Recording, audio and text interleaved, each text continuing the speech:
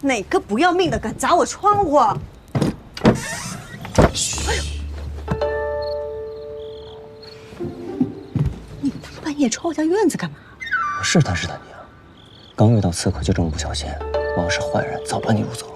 你砸我窗户，看着与坏人无差。哎，杨警官这样着实无礼了。我查出来了，想刺杀你的人是华掌柜。我知道啊。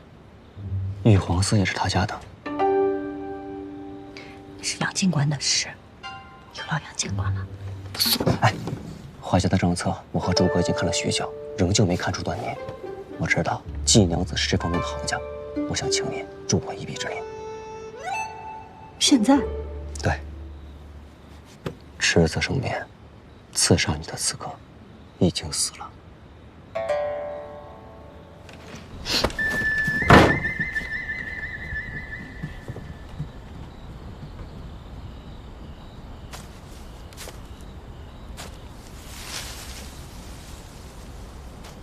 看来是有点晚了。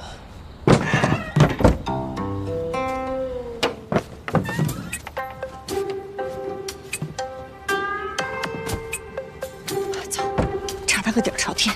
哎，往哪儿去啊？哎，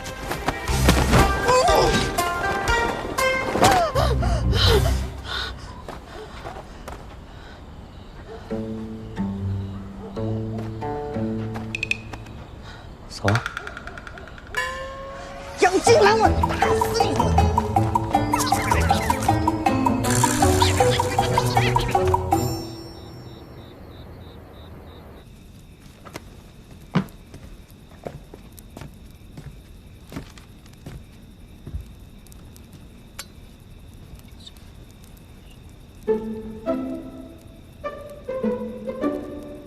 行了，够亮了，当心点，别把账册给烧着了。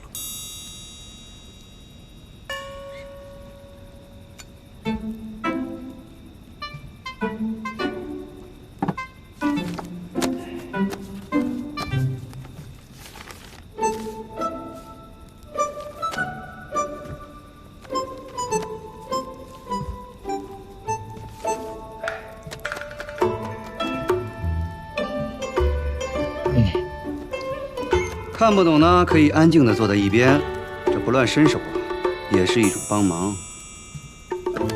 说的好像你能看得懂一样。当然了，你想啊，他若真做了坏事，定然有一本私账，怎么会在公账上记录？你知道什么是假账吗？虚虚实实，不会全真，但也不能全假。即便他手里有一本私账，他的公账上也不可能半点痕迹都没有，不然这账抹不平。听起来季娘子很会做假账。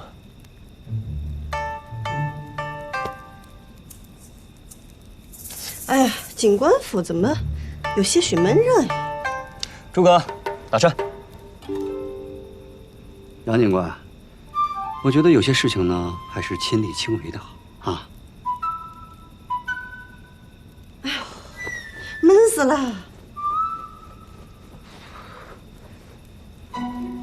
明白了。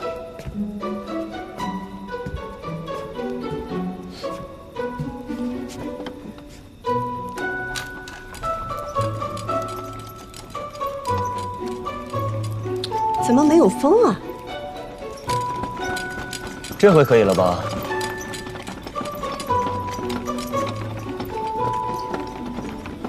杨警官，头凉了，改缴。账有问题。发现什么了？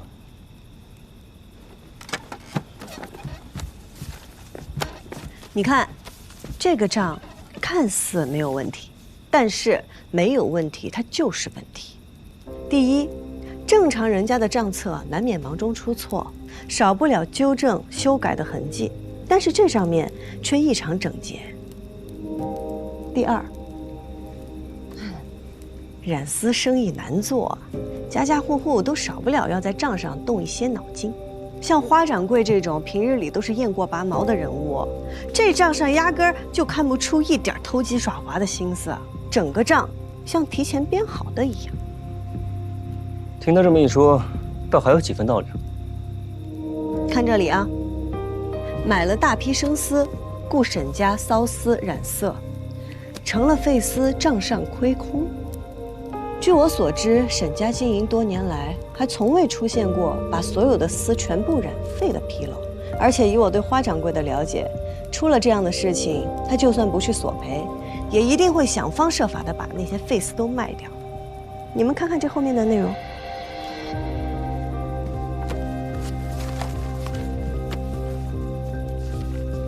这账上后面的内容既无索赔，又无折价售卖，那这批丝去哪儿了？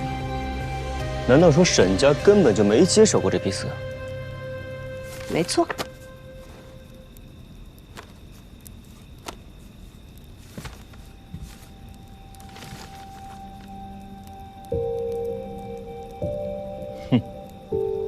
靠走空账这法子，不知道他花家这一年能钻多大的空子来。不只是走空账，要是我们一本一本细细比对，还能发现更多的问题。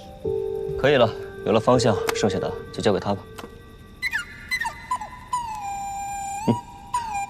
哦，好。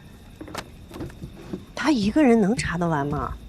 放心吧，单凭这一条就可以定花家的罪，不会让你白受委屈的。我这么做又不是为了针对花家。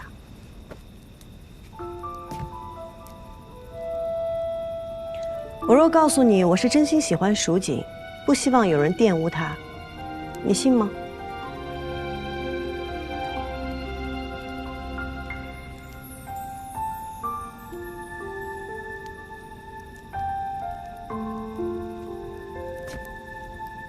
不信算了。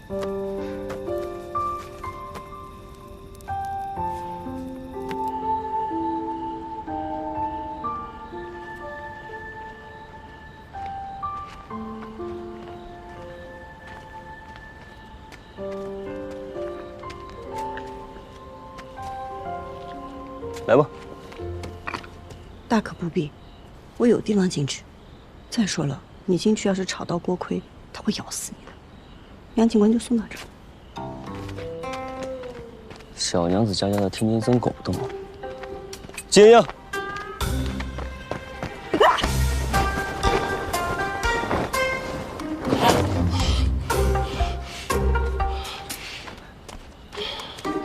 杨景兰，你看多乖呀，不叫也不咬。锅盔，你怎么给我装这么乖乖？乖乖乖。果然啊，我犬自有恶人磨呀。在季娘子心中，我就只配恶人这2个字了。若是真的查出账没有问题，你真的会抓花家吗？不抓查他干嘛呢？好了，乖啊。花家的靠山可能在长安，所以呢？你小心些。季娘子，如果我说我是真心想要整顿益州锦业，为无辜者沉冤昭雪，你信吗？不信算了，走了。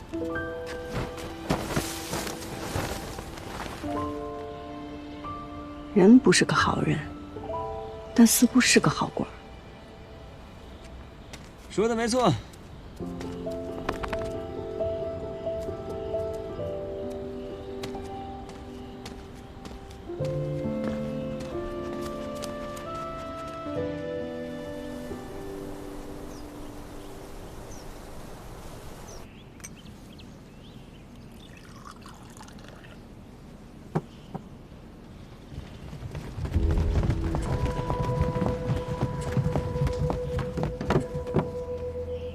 干什么？你们凭什么私闯我花家府邸？花掌柜，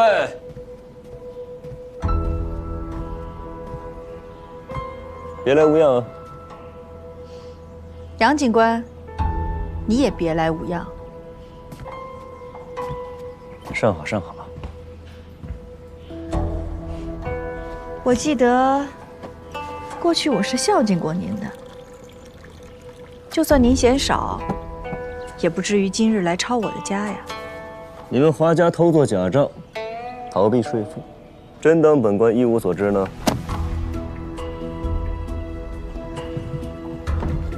杨警官，没找到华香肉。华长官，人呢？我怎么知道？他平日里就爱在外面鬼混，昨天晚上骂了他几句，他就跑了。不如杨警官替我把人抓来。行啊，那就有劳华掌柜随我先走一趟吧，请吧。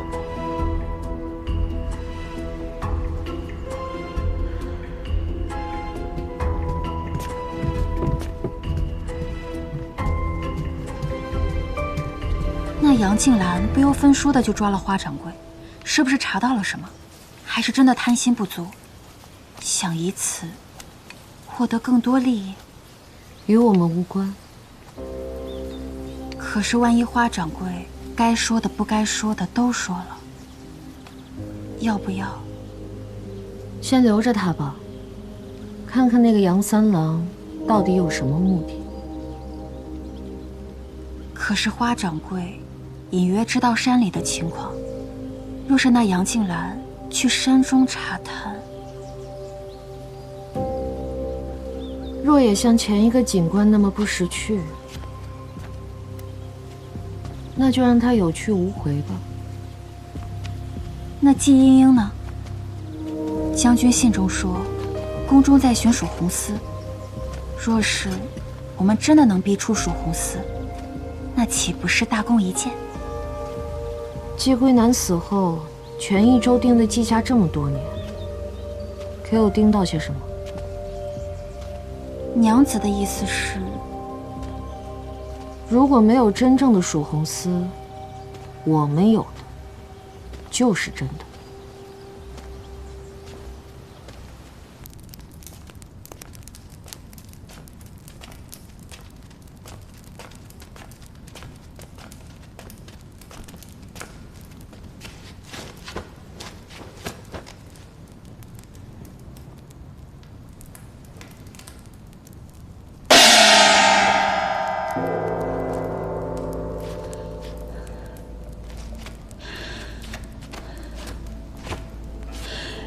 杨警官，求您放过我吧。3天了，还没开过窗呢。我曾听人说啊，这人如果长时间睡眠不足，轻则疯癫，重则暴毙。华掌柜，我劝你想清楚了再回答。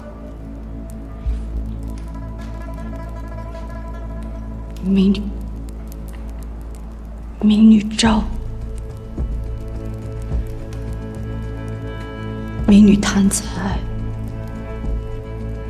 又忌惮季莺莺的才华，所以故意捏着季家的债务，想借此打压季家。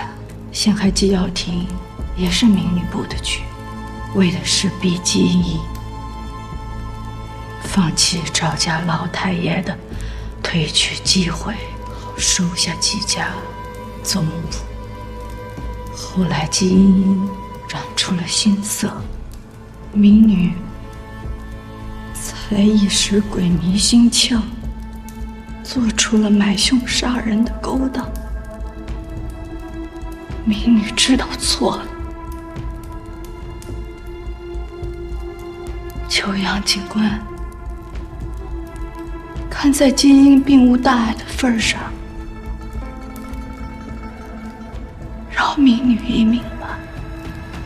杨警官骂我只有买卖没有人情，大可不必这么委婉。难道不是吗？你缺过钱吗？君子爱财，取之有道。你被逼入过绝境吗？绝处逢生，宁折不弯。哼，警官审我，但我做不到，我只能唯利是图，小人行径。原来他当真是身不由己了。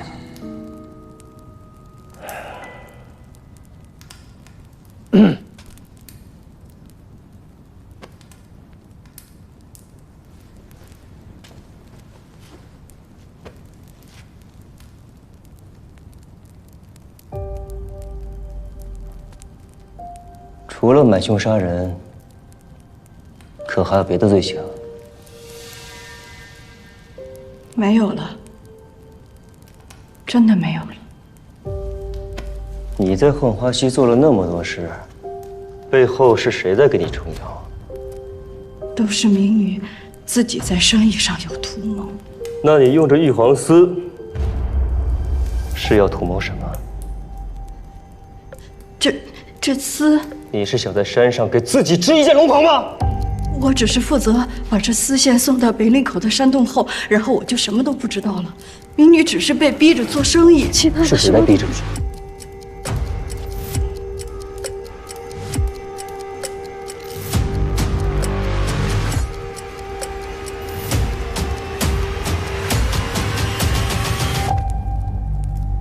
不说。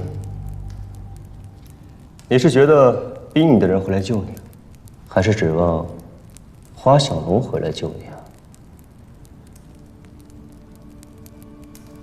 亦或是因为花小龙那个人不得不来救你？难道就真的没有办法了？有。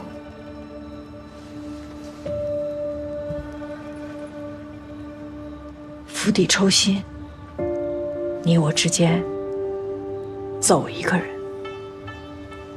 如果我走了，把所有的秘密都带走，你留下来一定活不了。但若你把所有的秘密都带走，他投鼠忌器，至少会留我一条命，甚至捞我出来。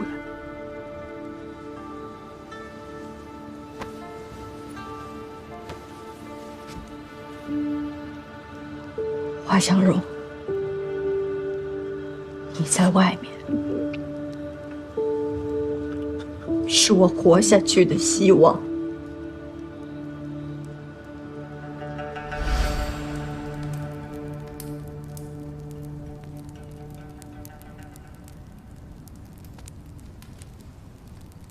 给华掌柜再加2个火盘，把这里照得再亮一些。锣，给我敲得勤快点。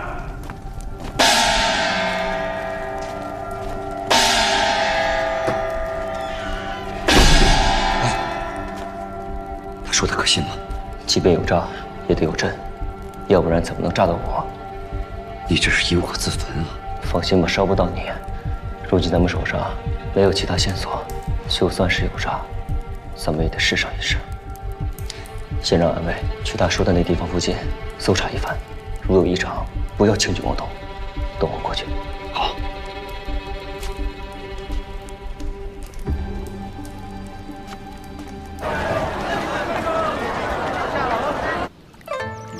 腿背打直，双膝弯曲，完成了。别缺鼻孔，重心下沉。哎，没有让你下这么沉，起来。哎，好，停，腰挺直了。哎呀，我还要回去染丝呢，那总不能大家都在劳作，我这个会长在这偷懒吧？你不想想前2天是谁差点让人给害了？我知道你为了我好，但蹲下。若我下次再遇到危险，我不能光蹲那儿脱困吧？要不你教我点别的，更实用一点的，可以一招制胜的那种。店里这么冷清，一个客人都没有。练武呢？啊，来，我教你2招。不！哎呀，你如果是再教我蹲马步、打木桩这样的，还是算了，我实在不是这块料。你放心，根据那日我对你的了解，我这一招绝对适合你。看好了，如遇危险，瞄准敌人双腿之间的会阴处，全力一踢，一招制敌，非常好用。倒也不是不可以。试试。啊！哎，你真要试啊？看着挺疼的。你脚会更疼。你别笑了，你就不能教他点正经的？行吧。哎，我学你点别的。还有什么招？教你骑马怎么打？这有什么用？打不过可以跑啊，你骑了马，别人追不上你，包教不会。可是你要教就好好教，我给你拿点点心去。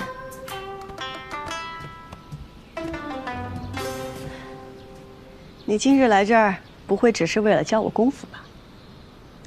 我今日前来，是为解你心中所想。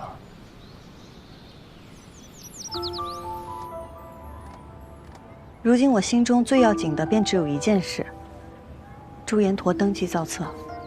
益州的河堰已经完成了，印呢，我也盖好了。明日我便派人给送出去。谁去送啊？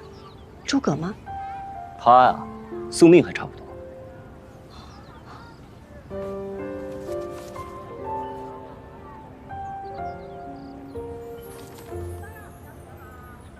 这花掌柜的背后，可不简单呐。他已将所做之事，都向我招了。是我先前一直觉得，你一心生意，无心其他。可现在看来，你确实是无暇有心。能将眼前的日子过好，就已经很不容易了。是我失言了。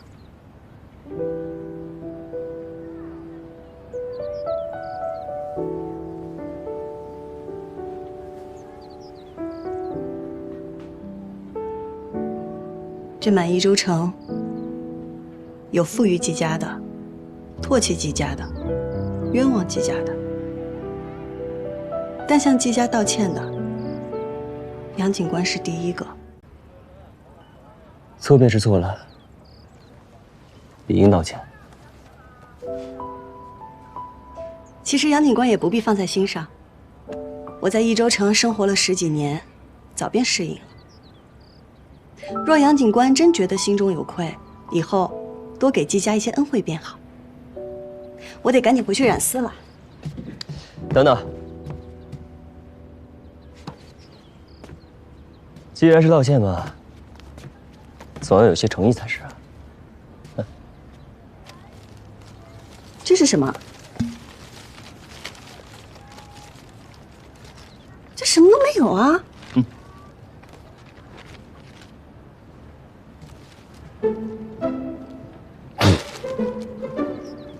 来，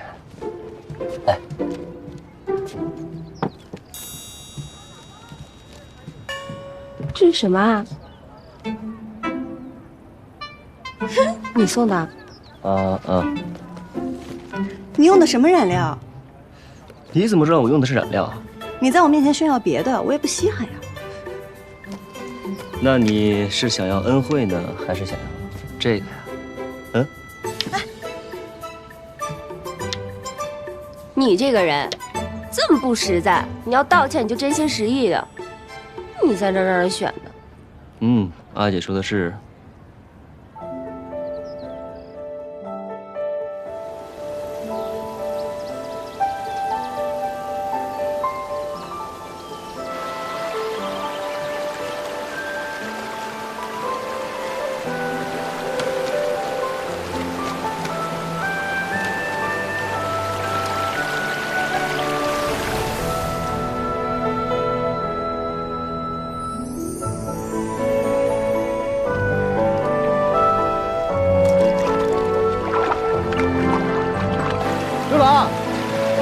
看到你夫人在喊你快点回家吃饭呢。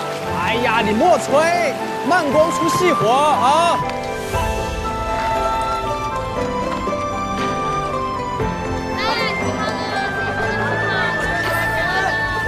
太费红花饼了。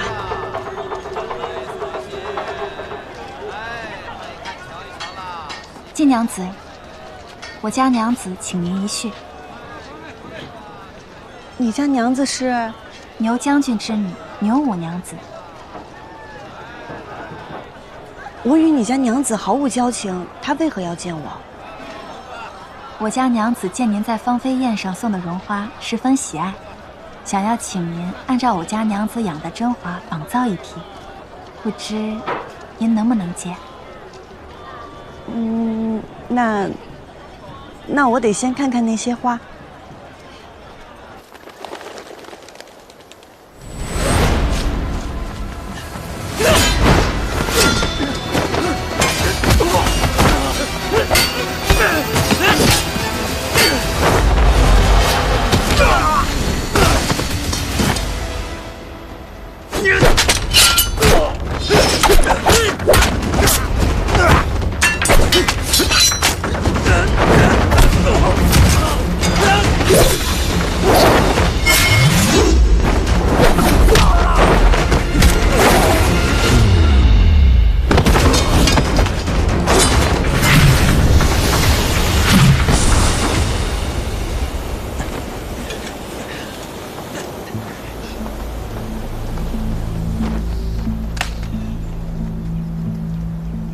追！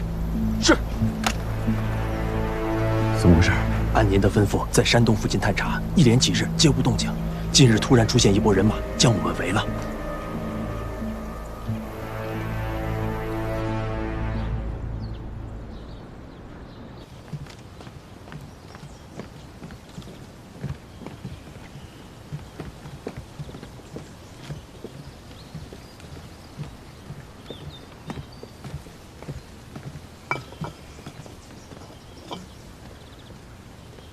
娘子，季娘子来了。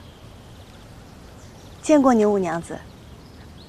季娘子，我们又见面了，请。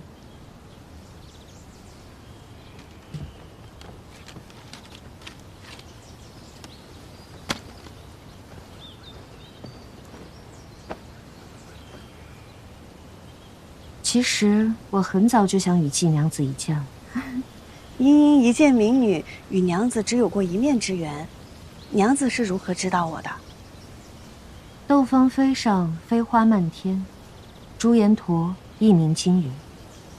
在这益州城内，谁不知季娘子名声？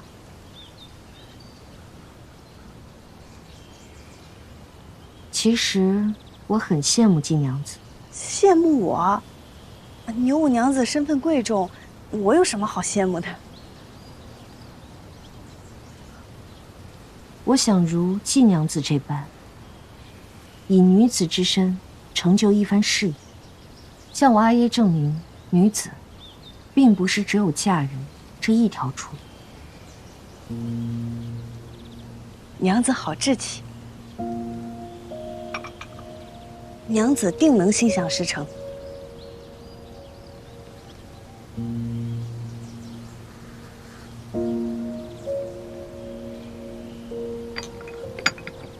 好茶。季娘子，你可愿与我合作，共掌这益州锦业？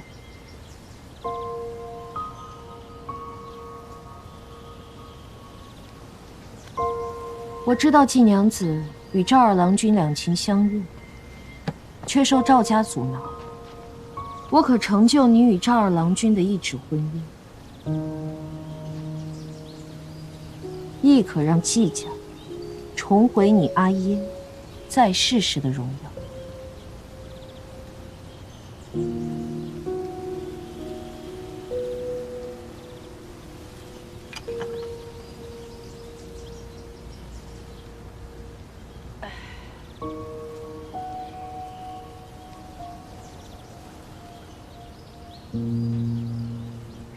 牛五娘子手握权势，富贵荣华，即便是想成就一番事业，又何必自降身价？都说伤者为鉴，茵茵实在难以相信娘子的一番言辞。季娘子是一个谨慎之人。好，那我便带季娘子去看，我所求为何。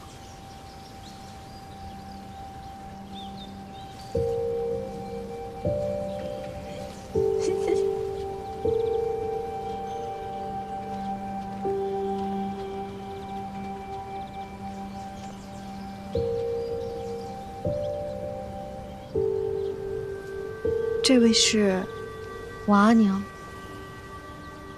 我阿娘16岁便嫁入到这里，为我阿爷生了5个孩子。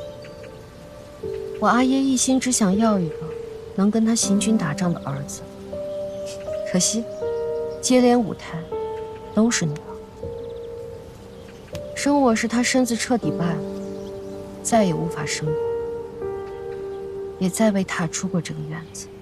将军，什么时候回来呀？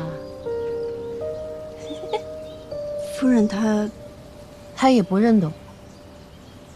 将军，她现在是一个只会等待丈夫回家的女人。我的4个姐姐都被我阿爷嫁给了同一种人，能帮助她换取权力的人。我也同样嫁过2任丈夫，但我不服。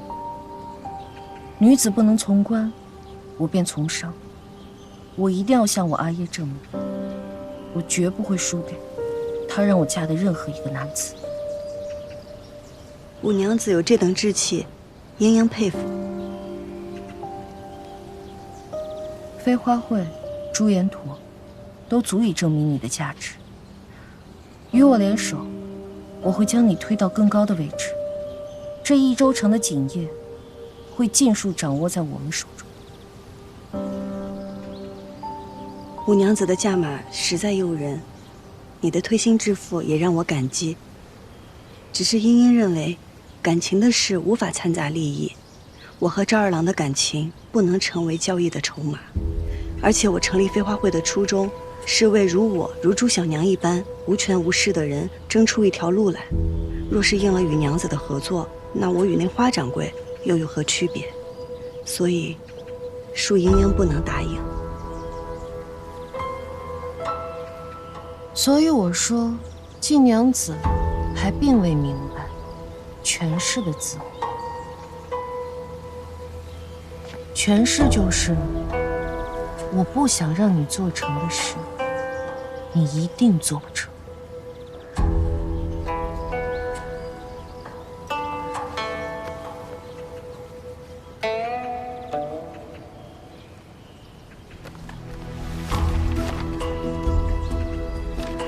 登记造册的文书不是应当送往长安了吗？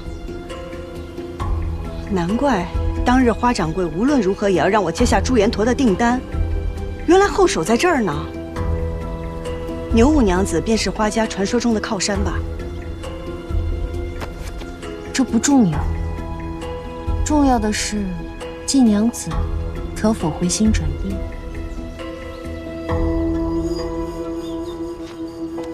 嫣嫣心意已决，谢牛五娘子厚爱。天色不早，告辞。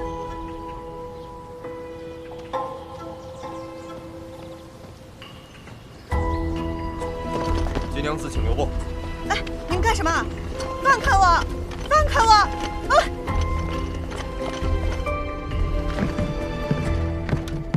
哎！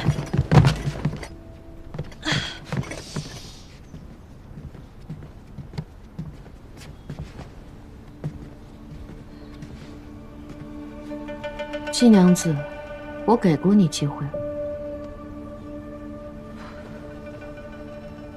牛五娘子此举，更加证明了我不与你合作是正确的。不合作，便与我为奴吧。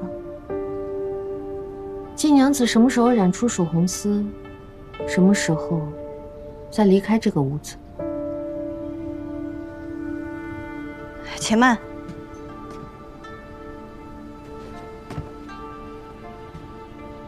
现在后悔，已经迟了。牛五娘子，可否与家里去一封信报平安？我不想让他们担心。你也不想事情闹大吧？小门小户没处闹，可国舅爷还在我们飞花会呢。给他支笔。是。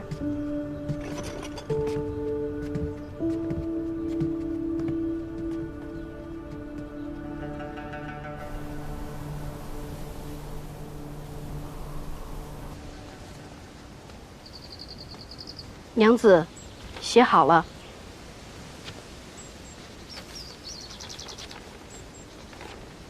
阿兄阿娘，我打探到，益州城300里外发生山石崩塌，造册文书被堵在那里。我租了马车，亲自去取造册文书。时间紧急，来不及跟你们细说，望见谅。阿兄阿娘，记得多购些红花饼等原料。朱颜驼用量极大，上次买染料时，孩儿带的钱财不够，多亏了玉掌柜，便付了2贯钱，还望替我归还。阿兄阿娘，勿忧勿念。一会儿送到季家。是。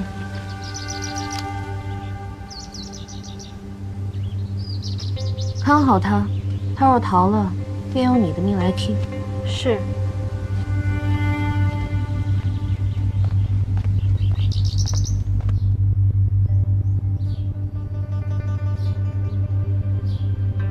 这些都是人属红丝的原料，怎么备得这么齐？你还不干活，磨蹭什么呢？我盯着你呢。想染属红丝，就这些普通的原料，那怎么行啊？那你还想要什么？我要楠木烧的锅灰8两，长在山石中的茜草1斤，清晨缀满露珠的红花3斤半。就这些吧。你可别想耍什么花招！还不快去！耽误了染丝，你负得起责吗？你等着！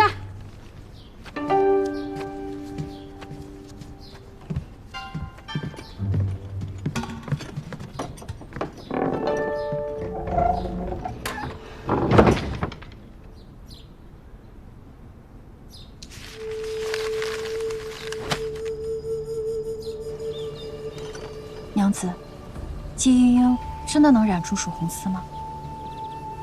他能染出就用他染，染不出就用我们自己染。花掌柜已废，季莺莺不从，山中最近又不太平。即便不是杨景兰，也一定有其他人盯上了我们。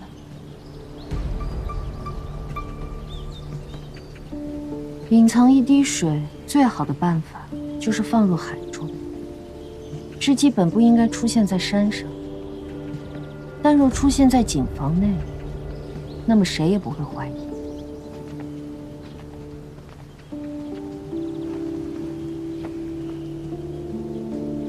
娘子，将军来信。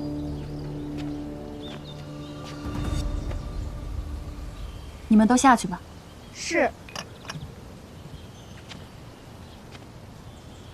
娘子，你看吧，件重要的与我说。是。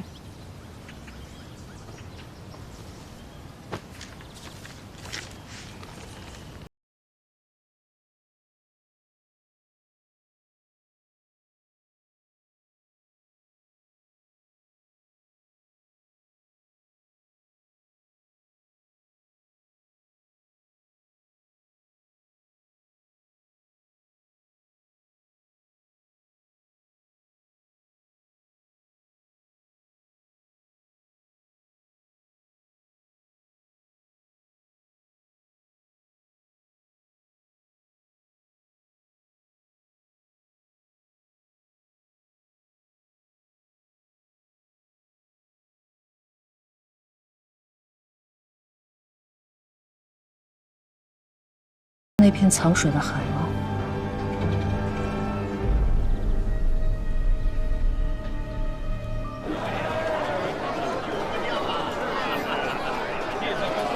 二位公子，辛苦了，里面请。来，在2楼。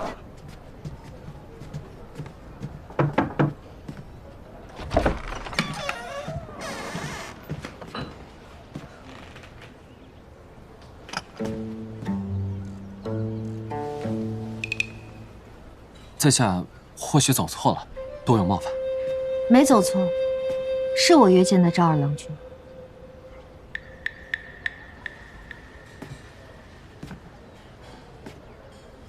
娘子是？家父是益州府副都督牛己，我在家中行伍，郎君应该听说过我。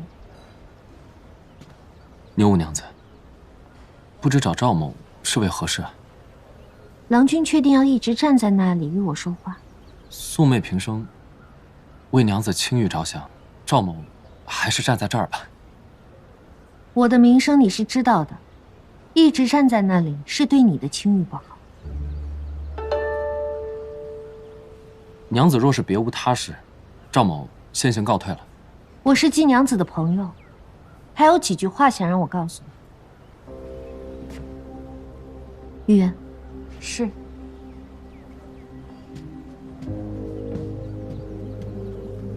烦请郎君稍后。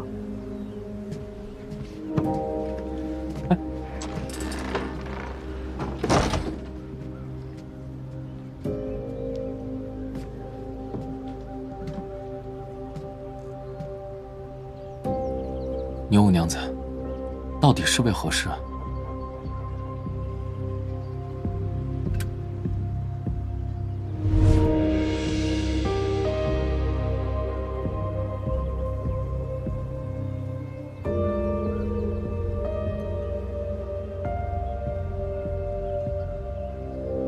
因为我这张脸，这个身份，见到我的人，不是害怕便是恐惧，不是躲避便是巴结，唯有郎君，毫无异色，不为所动。难道你不怕我？赵某从不以貌取人，只信人心。告辞。郎君不想知道季娘子留下什么话吗？不想。莺莺定不会让娘子这样的人传信于我。在郎君眼中，我是什么样的人？步步为营，心意难测。好，那我今日便让郎君看清我的心意。我对郎君一见钟情，心慕不已，还望郎君成全。娘子切莫乱讲啊！赵某是有婚约之人，可能要辜负娘子的厚爱了。是花花染发的季娘子。莫动！可我怎么听说赵家已经登门退亲了？但赵某此生只愿娶莺莺一人，还请娘子莫要为难。赵儿郎君可知我刚才那番话的分量？我是牛锦之女，在这益州城中，没有我办不到的事。牛将军之权，谁人不知？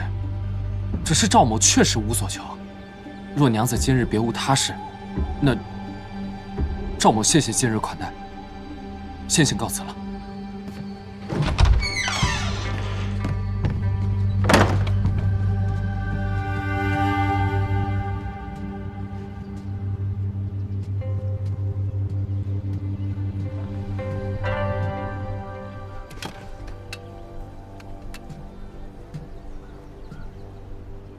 稍后赵老太爷便会听闻娘子为约见赵二郎包下整个散花楼的事。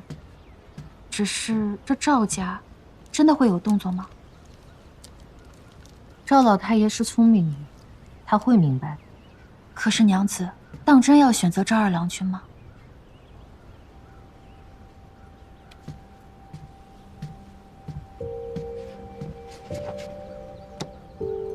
你觉得他不好？他知道我的身世后不卑不亢，见到我的面容后不惊不恶，就凭这一点，已经胜过万人。可是他心中已经有了季莺莺，他是不会真心喜欢娘子的。真心？你觉得我需要这种东西吗？与其被阿耶送上不知是谁家的花轿，不如我先下手为强。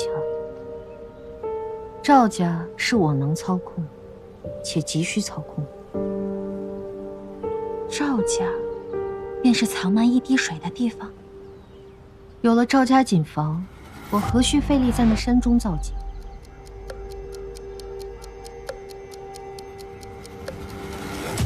季莺莺，既然你不肯屈从于我，那我只好横刀夺爱了。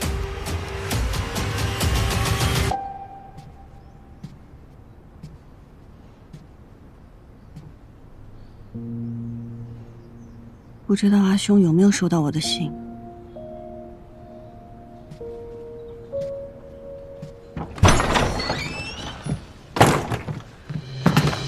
我问过玉元姑娘了，她说染曙红丝根本就不需要你说的这些东西。你耍我是吗？染丝的是我，他们知道什么？你还顶嘴！看我不教训你！看我教训你！你还跑！你还顶嘴！我看你怎么跑！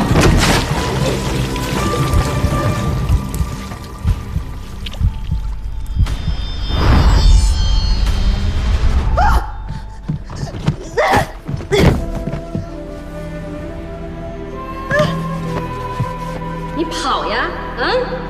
我告诉你，今天只是给你一个教训。你要是再敢耍我，我打死你！把他给我看好了！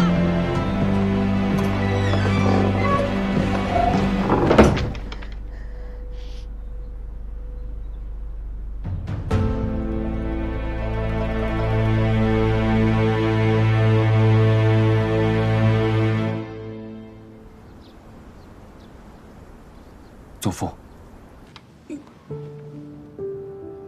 听闻牛五娘子对你有意，祖父怕是误会了。我跟她只是萍水相逢，一面之缘，何来有意无意啊？是她无意，还是你无意啊？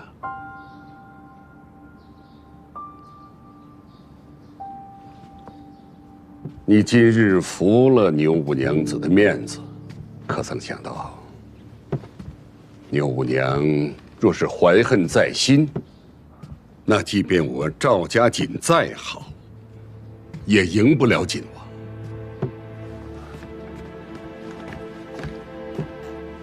祖父，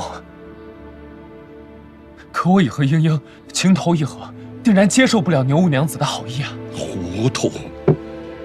我同意你娶季英英，是因为她手握飞花会和朱颜陀，嫁到我赵家如虎添翼。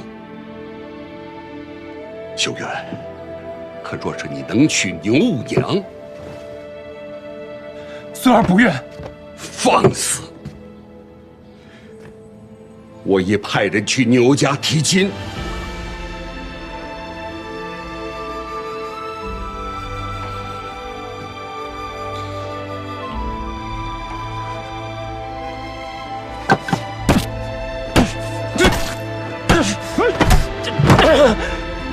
混账东西！祖父，她定不会想要嫁给一个废人。孙儿媳不可以。那你就跪在这里，直到想清楚为止。孙儿跪。家主，家主，牛府传来口信，想请赵二郎君到府上一叙。回牛五娘子的话，赵二郎君定会赴约。是。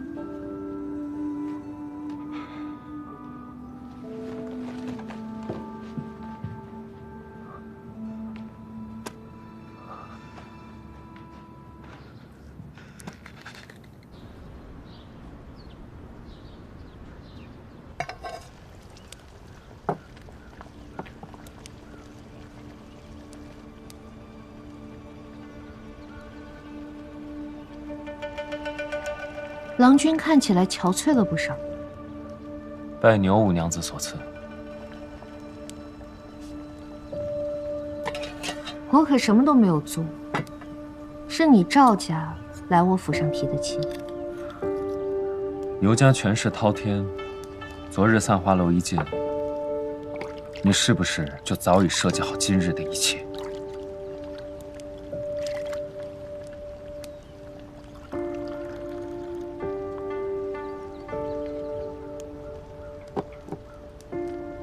请。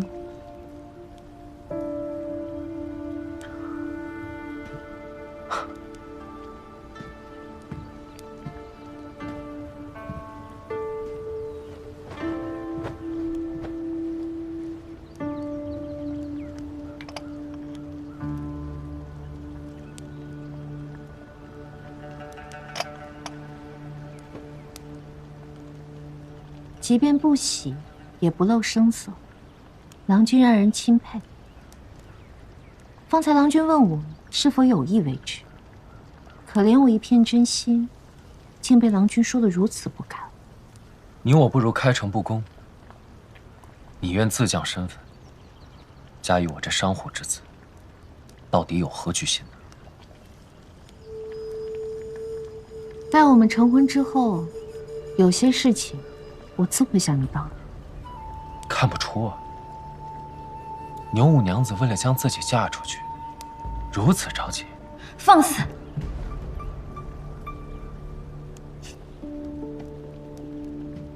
郎君可知，我脸上这道疤从何而来？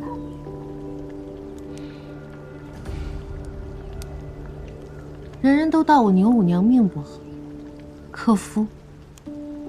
实际呢，是我想他们死，所以他们死。这道疤是我阿爷给我的教训，他当时气急了，出手难免失了分寸。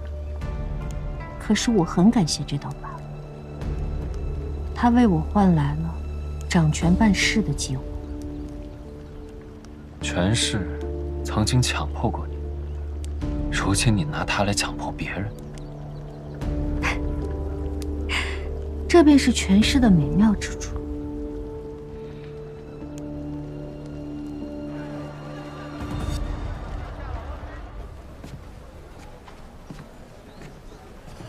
玉娘，玉娘，你找我啊？石英叫我来的，说是上次买染料时从我那儿拿了2罐钱，王老板，我就凑够了1罐。2罐钱？啊。若日后我遇到麻烦，我想法子给阿玉你传个讯号。我若说还你1罐钱，你便来救我；我若说还你2罐钱，你便喊上杨警官一起救我。他什么时候让你来的？昨天啊。你昨天怎么不来啊？昨天在凑钱。他人呢？信上说去打探登记造册的事儿。信上，你没有见到他人啊？信呢？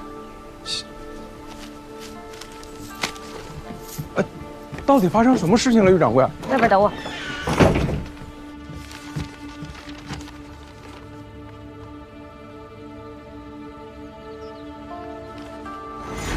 我为什么要救你啊？杨警官爱民如子，我可没有你这样的逆子啊！我若真危机到需要2位一起来相救，那么杨警官之前想知道的事情，你问什么，我便答什么。便就是要救你，也要知道你在哪里。有这个呀？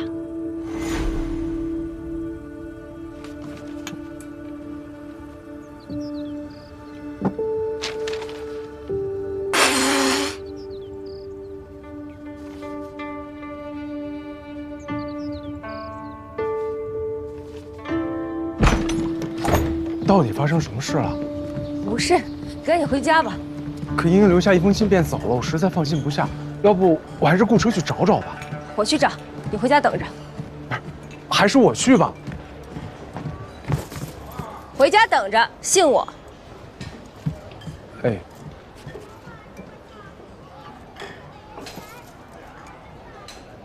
今日我请郎君前来，还有一出戏，想与郎君共赏。看完了，郎君说不定会改变心意。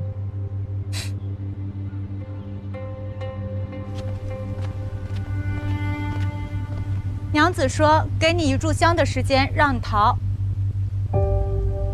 这又是什么折磨人的新法子？也是活命的机会，就看娘子要不要了。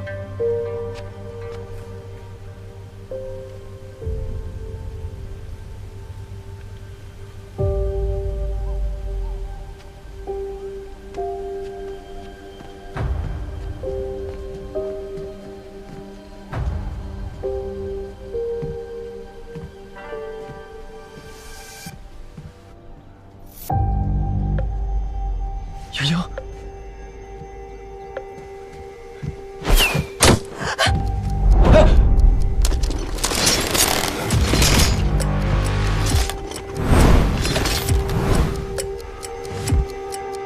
你到底要干什么？请郎君看戏啊！郎君最好离窗户远一些，这些拿剑的可听不得响动，否则会忍不住射向季娘子的。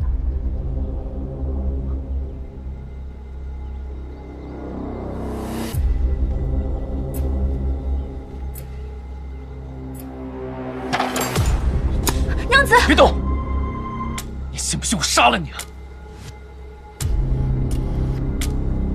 困兽犹斗，郎君不觉得好看吗？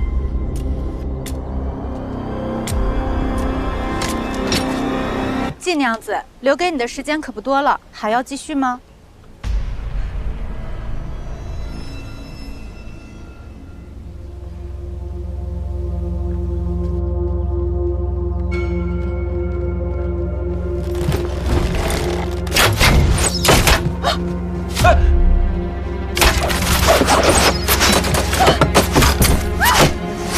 哎！我真的会杀了你的！杀了我的后果，你承担得起吗？季家、赵家，承担得起吗？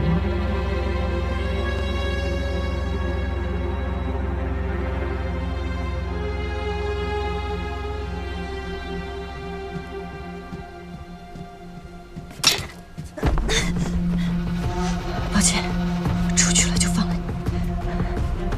放我走！放我走！你听见没有？把他放了！真是天造地设的一对，连逃命的招数都一模一样。放我走！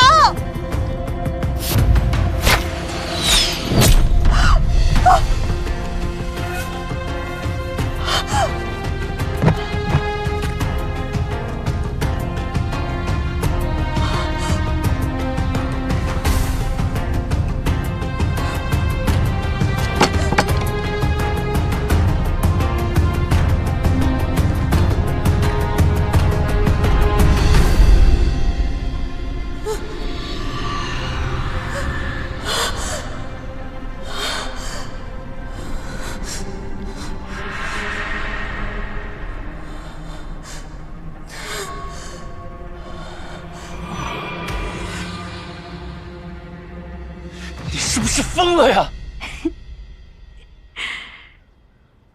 赵二郎君一看就未曾杀过人，想杀我呀？需不需要我让他们再杀几个，好好教教郎君？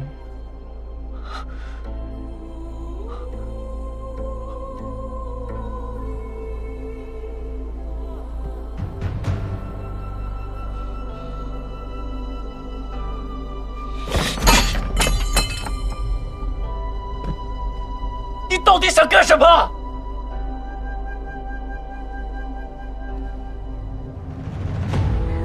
我与郎君说过了，我对郎君一见倾心，愿永结同好，还望郎君成全。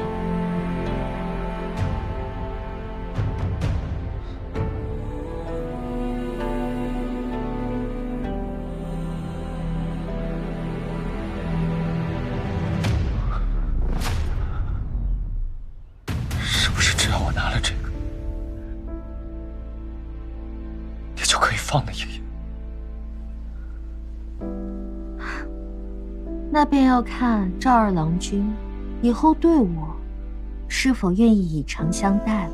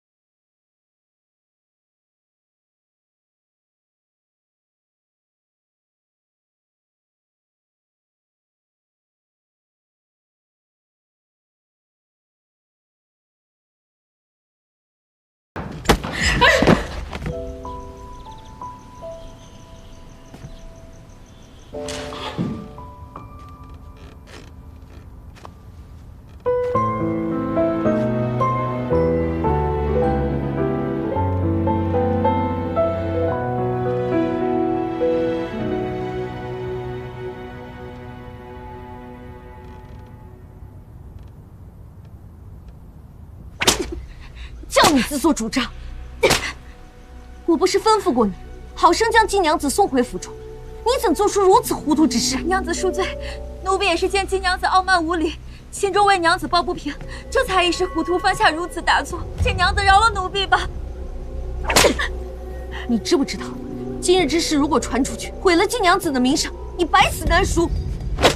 行了，宁武娘子，这苦肉计到此为止吧。今日之事，杨某不会说出去，咱们来日方长。